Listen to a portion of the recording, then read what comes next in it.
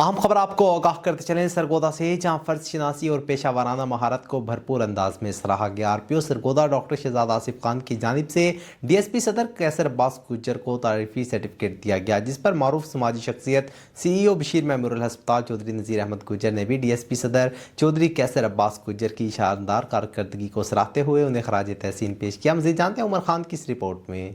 सरगोदा की मारूफ समाजी शख्सियत सीईओ बशीर मेमोरियल हस्पताल चौधरी नज़ीर अहमद गुज्जर ने डीएसपी सदर चौधरी कैसर अब्बास गुज्जर को पेशा वाराना अमूर में नुमाया कारकर्दगी पर दिली मुबारकबाद पेश की।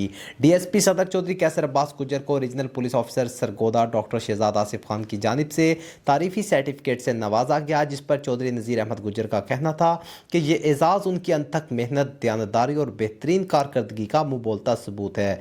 हम डीएसपी सदर चौधरी कैसर अब्बास गुज्जर को उस शानदार कामयाबी पर दिली मुबारकबाद पेश करते हैं। ये तारीफी सर्टिफिकेट उनकी आला कारकर्दगी का वाजिया सबूत है।